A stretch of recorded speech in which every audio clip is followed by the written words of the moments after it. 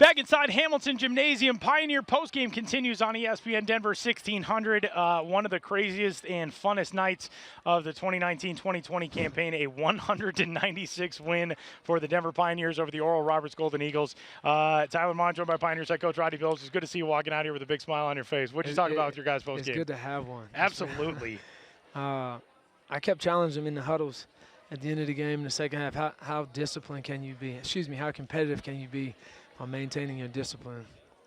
That's all we were dead in the water, and our guys just kept fighting. We kept fighting, and I told them, I said, one thing I know about our team, we might not win every game, but I know we're going to fight. And that's what we did, and it was a big celebration in the locker room. Tristan's birthday is today. Mom and Dad brought cake, and it's good, man, because everybody stepped up today. Taylor's banged up. Taylor he asked for a sub one time, but never worried. He was phenomenal. And Jace, to miss all those shots, go up to the line and make 3 free throws to go into overtime is a testament to the kid's toughness. And if you tell me we have 17 turnovers or 16 turnovers and we win the game, I tell you you're a liar. But luckily we came away with it. There are so many things that we could talk about tonight in this postgame. There's a few things that I want to make sure we touch on. First off, this is the first time the Pioneers have scored 100 points against a Division I opponent since February 10th of 2001 against North Texas in a 100-81 win.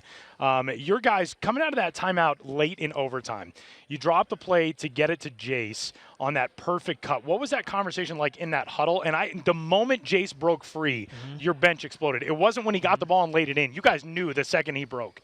You know, Jace, I drew up the play for him to come off the dribble handoff, but Jace said, Coach, they're denying me. I said, if they're denying you, easy call. You just go back door. And it was exactly like Jace drew it up. He was wide open for a layup. When you guys are in a spot like that and you see, and I said the same thing on air, this is a team that it's not going to end the season with the greatest record in program history, and there's going to be a lot of tough moments, but to be at this stage of the year and still be talking about how these guys play 40 minutes every night. Tonight they play 45 to get a win.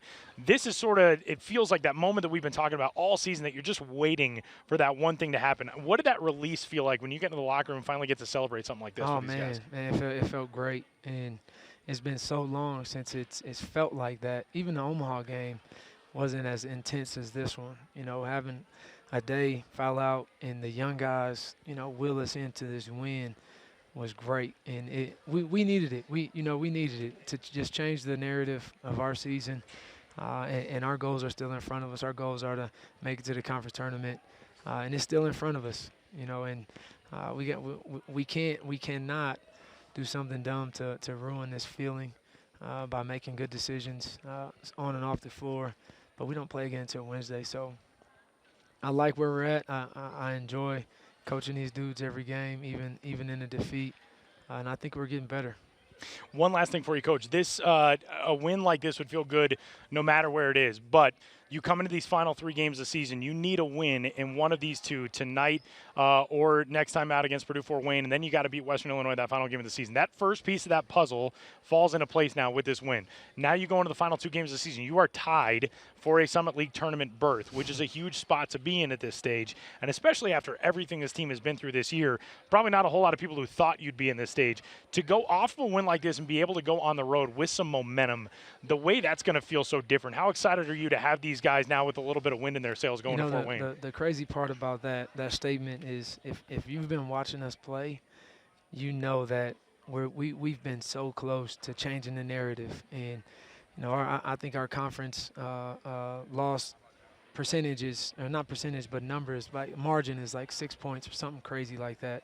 So 2 possessions away. And we're not going to be perfect. We're young. 11 of the 13 scholarship guys are freshmen and sophomore. And then you throw on 2 walk-ons that are freshmen also. So we're going to continue to grow. We're going to continue to get better. But where we sit at now, tied for 8th, with 2 more games, 1 at home against Western, 1 on the road, both, in my opinion, winnable games. I'm really happy with it. Coach, congrats on this one. Like I said, pretty fun to see you come out here with a smile. We'll see you on Monday to break this one down. All right, thanks. Wrapping up Pioneer postgame from Hamilton Gymnasium. Denver's final score, a 100-96 win over the Oral Roberts Golden Eagles, as the Pioneers, for right now, may have salvaged their postseason hopes in this 2019-2020 campaign.